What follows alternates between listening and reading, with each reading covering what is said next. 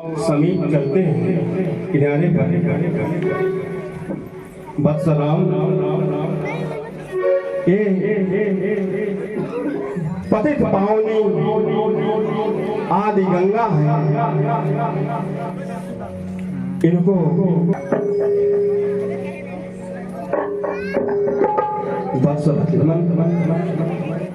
तुम ही प्रणाम करो।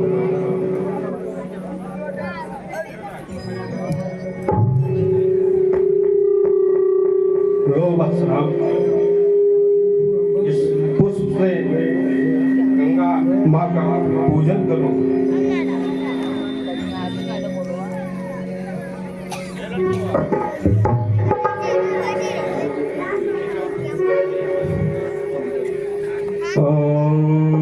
हे राम जी, गुरुदेव, इन पतित पावनी गंगा का इस धरती पे अवतरण का कारण आपके पूर्वज ही हैं। अच्छा गुरुदेव, बैठो। यह वृत्तांत संक्षेप में कर जब निरीक्षण किया तो देखा कि महाराज कपिल मुनि के आश्रम में घोड़ा बंधा हुआ था, तो कपिल मुनि जी का बड़ा ही अपमान किए। बत्सराम, ऋषिवर ने क्रोध में आकर के उन्हें भस्म होने का श्राप दे दिया। इस घटना के बाद सगर महाराज को अत्यंत दुख हुआ। उनके उद्धार के लिए बहुत प्रयत्न किए, फिर भी विफल रहे। उनके बाद उनके वंश में अंशुमान जी हुए, वो भी उद्धार के लिए कुछ भी नहीं कर पाए। उसके बाद दिलीप जी भी हुए, वो भी असमर्थ रहे।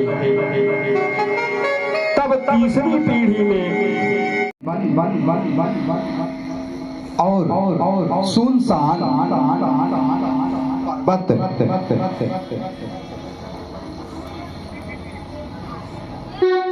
हे गुरुदेव, और इस शिला के बारे में बताइए, ये कैसी शिला है?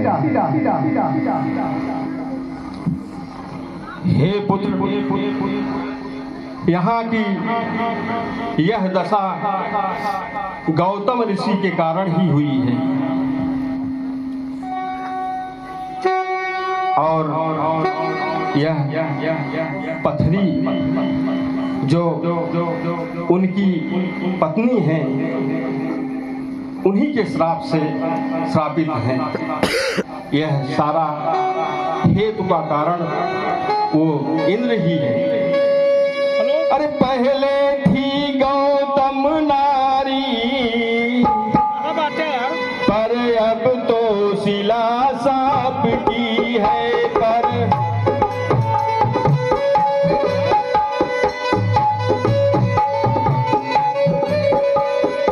अब से उपराम हुई है यह, अब आशा केवल राम की।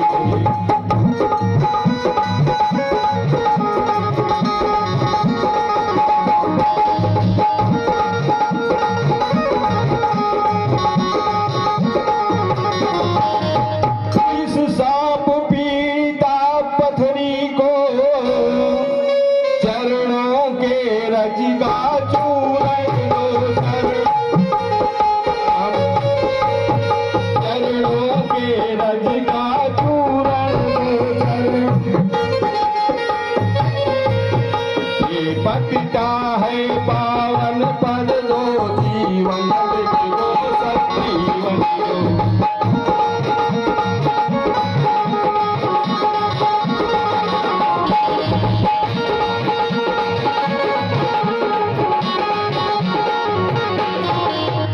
बत्सराम, इसका उद्धार करो।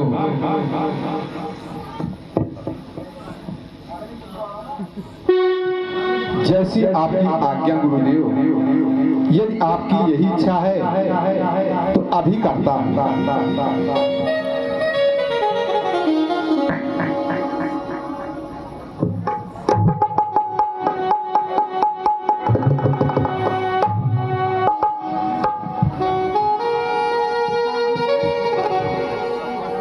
प्रणाम राजन।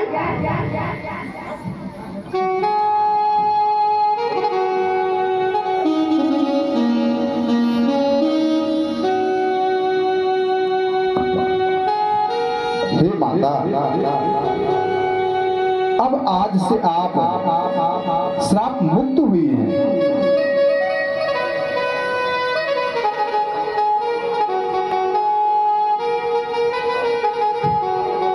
हे प्रभु, मुझे और कुछ नहीं चाहिए। मैं धन्य हो गई आपके दर्शन पाके, मैं धन्य हो गई। भगवान भक्तवत्सल्य हो तुम, भगवान भक्तवत्सल्य हो तुम। मैं भक्तिया भाव अभागिनी हूँ, मैं भक्तिया भाव अभागिनी हूँ। तुम पालन पातक नाशक हो, मैं नर की अघ अनुरागी हूँ, मैं नर की अघ अनुरागी हूँ।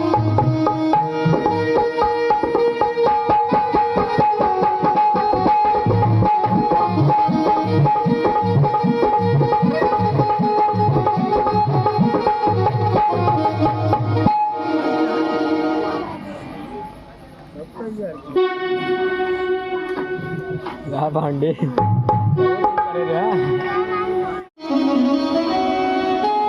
बेटा राम, वैसे तो धनुष विद्या का ज्ञान तो तुम्हारे पास पर्याप्त है ही, परंतु हे पुत्र, कोई भी शिक्षा बिना गुरु के पूर्ण नहीं होती। कहा गया है, बिन गुरु ज्ञान विवेक न होई, बिन भय प्रीति। बस लक्ष्मण, तुम भी तैयार हो जाओ।